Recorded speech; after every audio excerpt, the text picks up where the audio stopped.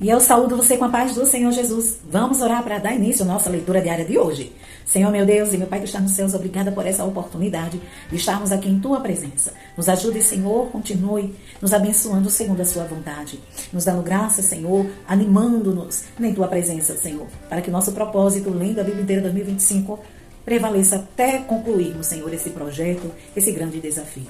Nos dê graça, nos ajude. Em nome do Teu Filho amado, Jesus Cristo, abençoa cada um que está aqui comigo e traga mais gente. Amém e amém. Amém? As nossas leituras diárias de hoje estão em Isaías, no capítulo 14, 15 e 16.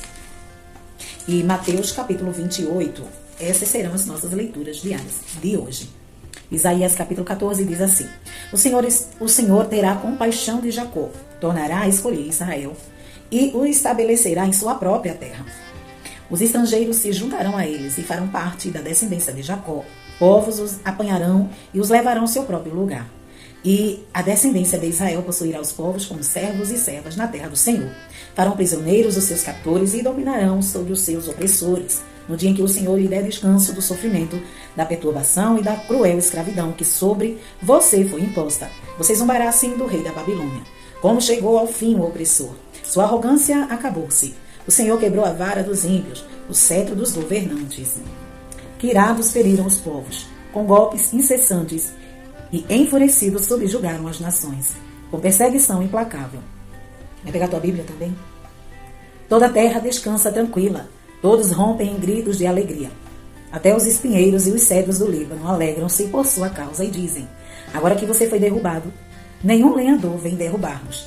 Nas profundezas, o Sheol está todo agitado para recebê-lo quando chegar. Por sua causa ele desperta os espíritos dos mortos, todos os governantes da terra. Ele os faz levantar-se dos seus tronos, todos os reis dos povos. Todos responderão e lhe dirão: você também perdeu as forças como nós, e tornou-se como um de nós. Sua soberba foi lançada na sepultura, junto com o som das suas liras. Sua cama é de larvas, sua coberta de vermes. Como você caiu dos céus, a estrela da manhã, filho da alvorada, como foi atirado à terra, você que derrubava as nações, você que dizia no seu coração: subirei aos céus, erguerei o meu trono acima das estrelas de Deus. Eu me assentarei no monte da Assembleia, no ponto mais elevado do Monte Santo. Subirei mais alto que as mais altas nuvens, serei como o Altíssimo. Mas as profundezas do Sheol você será levado, irá ao fundo do abismo. Os que olham para você admiram-se da sua situação e ao seu respeito ponderam: é esse o homem que fazia tremer a terra, abalava os reinos, fez do mundo um deserto, conquistou cidades e não deixou que os seus prisioneiros voltassem para casa? Todos os reis das nações jazem honrosamente, cada um em seu próprio túmulo. Mas você é atirado fora do seu túmulo, como um galho rejeitado, como as roupas dos mortos que foram feridos à espada, como os que descem as pedras da cova, como um cadáver pisoteado. Você não se unirá a eles no sepultamento, pois destruiu a sua própria terra e matou seu próprio povo. Nunca se mencione a descendência dos malfeitores. Prepare um local para matar os filhos dele por causa da iniquidade dos seus antepassados, para que eles não se levantem para herdar a terra e cobri-la de cidades. Eu me levantarei contra eles, diz o Senhor dos Exércitos. Eliminarei da Babilônia o seu nome e os seus sobreviventes, sua prole e os seus descendentes, diz o Senhor. Farei dela um lugar para corujas em uma terra pantanosa. Vou varrê-la com a vassoura da destruição, diz o Senhor dos Exércitos. Profecia contra a Síria. O Senhor dos Exércitos jurou: certamente como planejei, assim acontecerá. E como pensei, assim será. Esmagarei a Síria na minha terra. Nos meus montes a pisotearei. O seu jugo será tirado do meu povo, e o seu fardo dos ombros dele. Esse é o plano estabelecido para toda a terra. Essa é a mão estendida sobre todas as nações. Pois esse é o propósito do Senhor dos Exércitos. Quem pode impedi-lo? Sua mão está estendida. Quem pode fazê-la recuar? Profecia contra os filisteus. Esta advertência veio no ano em que o rei Acaz morreu. Vocês, filisteus, todos vocês não se alegrem, porque a vara que os ferirá está quebrada. Da raiz da cobra brotará uma víbora, e o seu fruto será uma serpente veloz. O mais pobre dos pobres achará pastagem. Os necessitados descansarão em segurança. Mas eu matarei de fome a raiz de vocês, e ela matará os seus sobreviventes. Lamente, ó porta, clame, ó cidade. Derretam-se todos vocês, filisteus. Do norte vem o exército, e ninguém desertou de suas fileiras. Que resposta se dará aos emissários daquela nação? Esta: o Senhor estabeleceu Sião, e nela encontrarão refúgio os aflitos do seu povo. Capítulo 15. Profecia contra Moabe. Advertência contra Moabe. Sim, na noite em que foi destruída Ar em Moabe, ficou arruinada. E na noite em que foi destruída Kir em Moabe, ficou arruinada. sobe-se ao templo em Dimon, a seus altares idólatras para chorar, por causa de Nebo e de Medeba. Moabe pranteia, todas as cabeças estão rapadas, e toda a barba foi cortada, nas suas andam vestidos de roupas de lamento. Nos terraços e nas praças públicas, todos planteiam-se e prostram chorando. Hesbom e Eleale clamam, até Jaaz as suas vozes são ouvidas, por isso os homens armados de Moabe gritam, e o coração deles treme. O meu coração clama por causa de Moabe.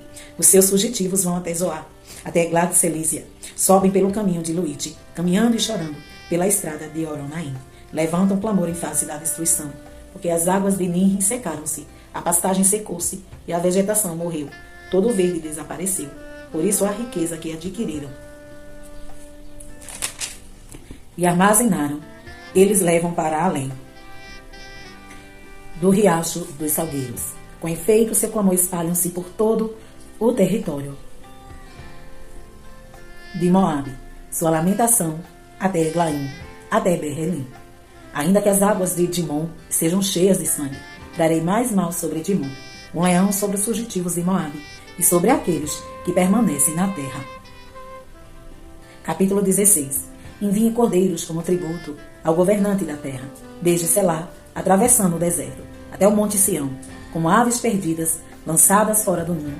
Assim são os habitantes de Moabe, os lugares de passagem de Arnon. Dá conselhos e propõe uma decisão.